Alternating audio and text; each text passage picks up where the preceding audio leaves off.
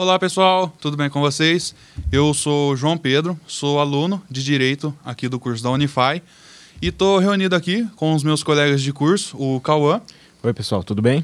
E com o Gabriel. E aí pessoal, como é que vai? E a gente se reuniu aqui hoje num projeto nosso, também é um trabalho nosso aqui no nosso curso, que a gente pretende levar um pouco o direito pro pessoal, pro público, não deixar o direito muito engravatado.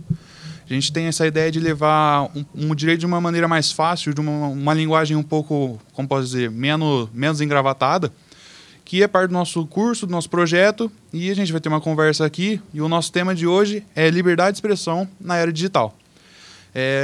Como já ouvi, vamos começar do começo, né, que é sobre a liberdade de expressão.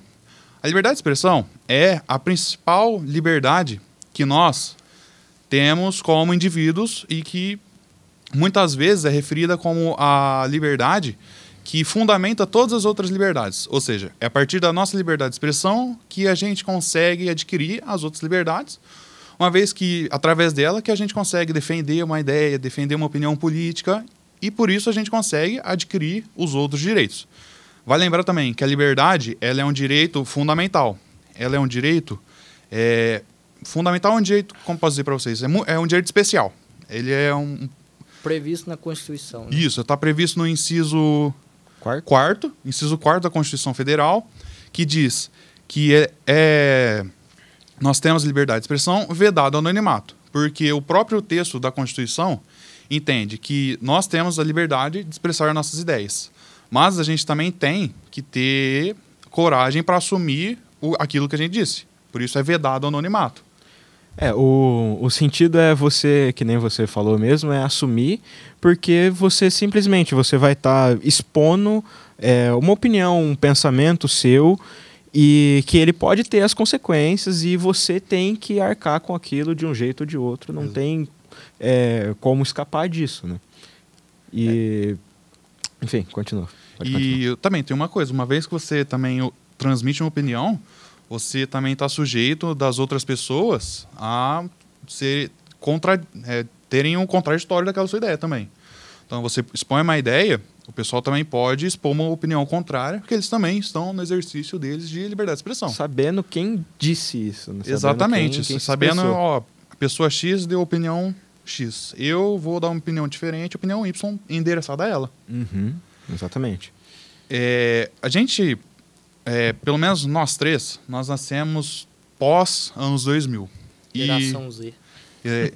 E a gente não chegou a viver um período que foi a ditadura de 64. A ditadura de 64 foi um momento de repressão máxima de muitos direitos fundamentais que nós tínhamos, e um deles era a liberdade de expressão. A liberdade de expressão foi, sim, extremamente perseguida durante a ditadura.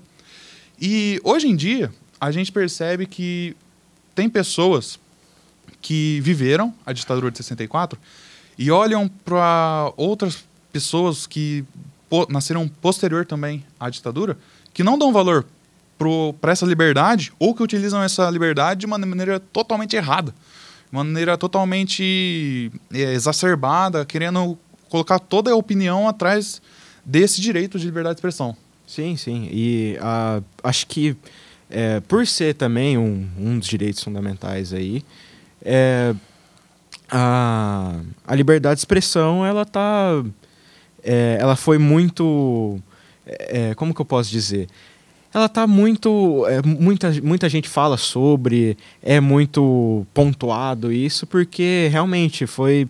É a fala do povo, né? O jeito que o pessoal se expressa, e numa época que não tinha como fazer isso livremente, o pessoal dava o seu jeito, né? Tinha os seus macetes ali para burlar um pouco disso e se manifestar e falar sobre o que realmente pensa. Né? Muitas músicas, né, desse período de ditadura que são hoje consagradas por todo o seu aspecto, né? A letra diz uma coisa, mas na verdade quer dizer outra. Veio desse momento em que eu não posso dizer uma coisa diretamente, mas vou utilizar do artifício da língua para conseguir falar aquilo. que é muito interessante também para a gente observar isso. Às vezes fonética, assim, da própria música, o jeito de falar, a associação e a seleção das palavras, assim, faz com que deixa ali um meio subentendido o que quer dizer, que não é tão difícil de você perceber, mas que conseguiu burlar o... Conseguiu passar pelo sistema de censura, né? Exatamente. O governo tinha órgãos, né, de censura. Exatamente, tinham órgãos... Tudo tinha que passar pelo governo para... de fiscalização. No âmbito de liberdade de expressão, tem muitas pessoas que propagam fake news e que, como posso dizer, utilizam a liberdade de expressão como um escudo para propagar fake news. Só que a gente tem que deixar claro que fake news é uma mentira, é uma coisa falsa, e que a liberdade de expressão, ela garante a liberdade que é verdadeira. A fake news também fere a um outro direito, que é o direito de se informar. Porque se você está passando uma informação falsa, você não está informando, você está fazendo um desfavor de serviço, desinformando, né? Desserviço. Exatamente. A sociedade, né? Exatamente. E também deixar muito claro que não existe direito à desinformação. E, às vezes alguém pode ouvir e falar, não, eu acho que existe. Não, a gente tem que deixar muito claro que direito à desinformação, ele não existe. Nosso direito é direito à informação. E a fake news claramente fere esse direito. Muita gente não, às vezes vai defender a liberdade de expressão, achando que tá podendo falar sobre, que entende bem do tema. Pessoas assim que, lógico, não da área, mas que tem um certo conhecimento, sim, mas não total e certo, né, certeiro ali. E acabam falando muita coisa que não tem, às vezes não tem muito a ver, às vezes, né, não tem a ligação e às vezes está errado sobre. Tem a ver, mas está errado. Que acontece muito por aí, né? O pessoal defendendo, às vezes, né, mídia, em tudo aí, o pessoal não sabe falar sobre, ou até acaba falando errado, falando uma coisa meio até hedionda ali em comparação. Ou fala da maneira errada também. Se transmite a ideia de uma maneira errada, equivocada. Quer transmitir de um jeito certo, mas transmite de um jeito errado. Né? Exatamente. Dentro dessas coisas que eu posso dizer assim, que são também, a gente não pode confundir e dizer que é protegido pela liberdade de expressão, o discurso de ódio e o discurso intolerante. O discurso de ódio, ele, por si só, é um discurso que ele promove a violência. Ele instiga um grupo a praticar violência contra um outro grupo. A própria palavra, né? O ódio. Ele instiga o ódio, exatamente. Exato. O exemplo disso foi o nazismo que aconteceu na Alemanha, que promoveu o Holocausto, que foi uma coisa terrível, foi feito através de um discurso de ódio, na qual Hitler ele propagava ideias antissemitas, não só antissemitas, mas como também contra alguns outros grupos vulneráveis, e através desse ele mandava, ele instigava a sociedade a praticar violência. População, né? Exatamente. Ele, através desse discurso, virou a população contra a população, se a gente pode dizer desse modo. Virou a maioria contra a maioria mesmo. Exatamente. E os judeus eram grandes comerciantes, né, da época, então... foi uma articulação...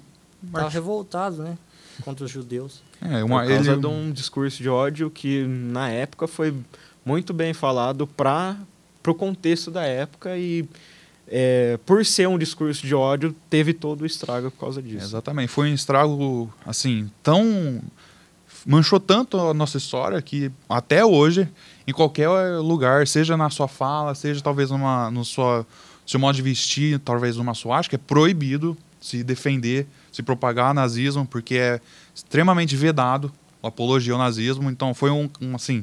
É crime no Brasil, né? É crime. Apologia ao nazismo. E pela própria população mesmo, se você faz alguma coisa...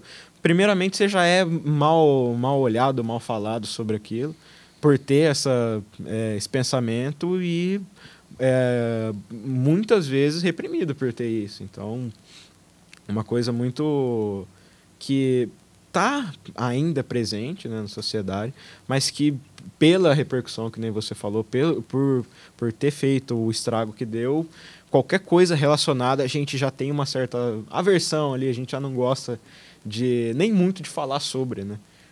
Exatamente. O próprio Monark foi muito reprimido, né? O Monark era um podcaster, ele, dentre uma das suas entrevistas, Ele foi a favor da... Não me lembro bem, mas Criação do Partido Nazista. eu lembro que foi uma apologia e, nesse caso, foi justo a... Como posso dizer? Ele sofreu uma sanção justa, porque o que ele fez naquele caso foi encarado no tribunal perante a justiça brasileira como apologia ao nazismo. Aí sim coube uma punição para ele. E um outro discurso também que a gente acontece bastante e que a gente não pode confundir com o discurso de ódio é o discurso intolerante. O discurso intolerante, eu vou explicar através de um exemplo que eu imagino que fique mais fácil.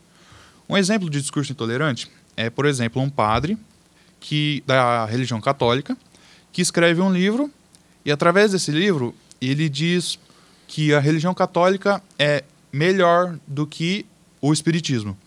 Que o espiritismo é uma religião que não funciona, que o espiritismo é uma religião de mentira e que a religião católica é a religião verdadeira, a religião que realmente existe. Isso é um discurso intolerante. No texto dele, ele não propagou o ódio, ele não instigou a violência. Ele foi intolerante nas suas ideias e na sua escrita contra uma outra religião. Mas por si só não é um discurso de ódio. Porque... Ele só dá a opinião dele sobre o que ele acha do espiritismo, né? É uma opinião forte, né? Em comparação aí, tipo... gera também uma aversão ali, um estranhamento, mas não, que nem você disse, não incita a violência. É só um ponto de vista, uma opinião pessoal, talvez, ali. Mas não, sem essa violência implícita aí, né? Eu acho que a gente pode pontuar que o discurso de ódio é um discurso que promove a violência. Agora, o discurso tolerante é um discurso que defende uma ideia intolerante. Acho que isso é uma boa pontuação para a gente entender a diferenciação entre uma e outra. Caracterizar uma como violenta e uma como... que não é violenta, mas que tem uma opinião muito forte, né? Que gera isso daí. Exatamente. E agora, a segunda parte do nosso tema, que é era digital. A era digital, ela veio, querendo ou não, é uma coisa recente ainda. Por mais que já exista faz alguns anos, ainda se a gente for comparar a história, é uma coisa muito recente pra gente. E por causa dessa ser muito recente, a gente vê que é muito difícil a gente regulamentar nas publicações, as declarações que as pessoas dão na internet. Porque na internet também tudo é muito rápido. Tudo flui, às vezes eu recebo uma coisa aqui, eu acho legal, eu mando para um grupo. É muito dinâmico, né? Isso, é muito dinâmico. Às vezes no grupo tem 100 pessoas. Às vezes, por exemplo, no Instagram, você viu alguma coisinha, você pode encaminhar para tantas pessoas. Falam que é pelo menos para 3 pessoas que você envia ali, né? Recebendo uma informação, em média acho que é 3 pessoas que você envia ali. E, que nem você falou, por ser muito rápido isso daí, a regulamentação ela tem que acompanhar as mudanças sociais também, né? A mudança da população, isso daí da internet, que foi uma grande mudança, uma coisa que marcou muito e marca até hoje, que acho que divide até, às vezes pode deixar como eras até, né? De dividir ali. E que tem que acompanhar e acompanha, mas algumas coisas ainda tem que discutir, são um pouco mais lentas, mas que vão ser feitas do jeito que tem que ser, né? Essa dificuldade, ela vem também porque a nossa sociedade ela evolui numa velocidade muito maior do com que o direito consegue seguir essa evolução. Vamos dizer, a sociedade ela vai muito rápido e o direito acompanha. A gente tem que deixar claro que o direito acompanha também a sociedade, só que num passo um pouco mais lento. E isso também é o que dificulta a regulamentação da nossa... Na parte digital, na nossa internet. As redes sociais, né? Porque as redes sociais também são uma coisa recente e o nosso direito, a nossa regulamentação está caminhando para conseguir fazer instituir normas para punir crimes digitais. Porque se a gente falasse para uma pessoa há 30 anos atrás, vai existir um meio digital que você vai falar alguma coisa e vai ser punido. Isso nem passava na cabeça das pessoas. Mas a gente tem que deixar bem claro que por mais que seja realmente difícil a gente regulamentar, mais que seja difícil a gente punir as pessoas que falam asneira na internet, a internet não é terra sem lei. Não é porque é difícil que você vai poder ir lá e falar o que você pensa, promover o discurso de ódio, promover alguma coisa, falar alguma coisa que seja algum crime contra a honra de alguém. Não é por isso. Lá você vai ser punido pelo que você disse. Não tem como que eu posso dizer? Você estava falando sobre a regulamentação, né? E você falou também que não é terra sem lei e que não tem um caso que não possa ser resolvido ali com o tempo que for necessário, mas ele será resolvido. Ele vai ser tudo que tem que ser feito ali vai ser feito com a justiça, o que for, vai dar um jeito, mesmo que for um novo caso, um novo tipo de crime diferente, que surgiu há pouco tempo, ele tem um jeito de resolver ele, né, no caso. O direito está evoluindo, né? Uhum. E uma outra coisa também, que sobre a internet, a era digital, tem uma frase que eu gosto muito, que é do Humberto Eco, que ela diz que a internet deu voz aos imbecis. Não que antigamente não existissem esses tipos de pessoas, mas que antigamente, por exemplo, ela tinha sua opinião, mas para ela passar para você primeiro, ela tinha que te encontrar para falar. Uhum. Hoje em dia, você está na internet, você digita ou manda um áudio.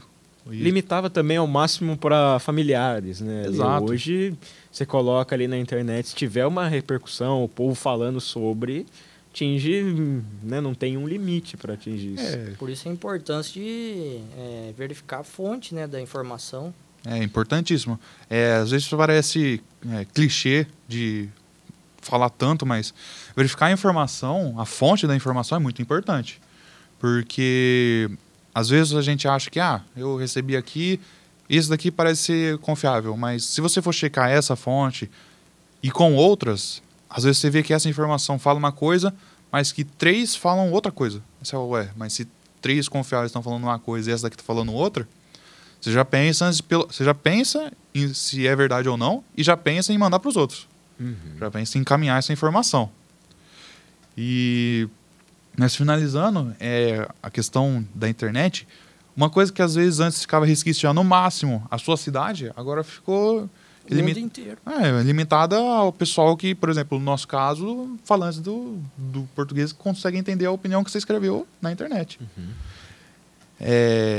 Mas para a gente finalizar esse tópico sobre a liberdade de expressão na era digital, a gente tem que entender que sim, a liberdade de expressão ela é muito importante para nós. Ela é um dos direitos importantíssimos para nós. É através dele que a gente consegue exprimir a nossa opinião, que a gente consegue exprimir a nossa opinião política, nossa opinião sobre a economia, sobre diversas coisas. Mas também não é baseado nesse direito que você vai poder falar qualquer coisa. Você vai poder ficar falando asneira, besteira na internet. Não só na internet, mas como também em qualquer lugar. Sim, sim. É uma frase que eu sempre escutei muito de familiares, é que muitas vezes a minha liberdade termina quando a sua começa, né? É uma frase que parece batida, mas ela é muito... É fácil de entender, né, Exato. quando você fala assim. É um ditado popular que explica bem isso. Exato. E que a internet também, concluindo, sim, é muito rápido, sim, é difícil de a gente conseguir fazer uma regulamentação. Mas não é por isso que você vai poder falar o que você quiser na internet. Não é por isso que você vai poder defender. Tem que mostrar a cara depois. Né? Também. Assumir as responsabilidades daquilo que Mas você... hoje em dia a gente tem um problema de criação de perfis fake, né? Então dificulta bem. É um problema da atualidade que, sim, é um problema, é uma questão recente, mas que talvez no futuro a gente consiga trazer algum modo de, como posso dizer, da gente atenuar esse problema que a gente tem hoje em dia. E para a gente finalizar essa nossa conversa, eu queria fazer uma pergunta para vocês que estão ouvindo a gente, que é baseado nessa nossa conversa sobre a liberdade de expressão, sobre as redes sociais, sobre a era digital, sobre as besteiras que algumas pessoas podem falar na internet. A gente quer saber de vocês. Vocês acham que, baseado nisso, a internet, por si só, ela deve se regulamenta, sem interferência? Ou vocês acham que deveriam ter alguma regulamentação do Estado sobre a internet. Assim, é um questionamento que é para a gente pensar, para vocês pensarem, porque não é uma coisa que a gente responde em 20 minutos. Às vezes são debates sobre, mas é uma pergunta boa para se refletir e para se pensar sobre. Debates que às vezes percorrem anos até. Exatamente. Sobre isso. Existem coisas que começam, às vezes, com uma conversa que estão aí até hoje, através de debates. O assunto do momento é esse, né? Exatamente. E, para finalizar, eu gostaria de agradecer a vocês dois por estarem aqui nessa conversa. E a gente gostaria de pedir para vocês que ouviram esse podcast para, por favor, curtirem, compartilharem, porque a gente espera que vocês tenham gostado dessa conversa, para que tenha sido uma conversa que esclareça algumas coisas para vocês. E a gente está fazendo com muito carinho esse podcast, uma conversa muito legal que a gente está tendo aqui. Por mais que a gente está relativamente bem vestido, ainda tentando trazer para o informal, né, digamos assim. Né? Exatamente. Mas fica o nosso agradecimento a vocês que acompanharam a gente até aqui. Muito obrigado. Se puderem, curtem, compartilham, por favor. E é isso, pessoal. Muito obrigado por tudo e até mais. Valeu!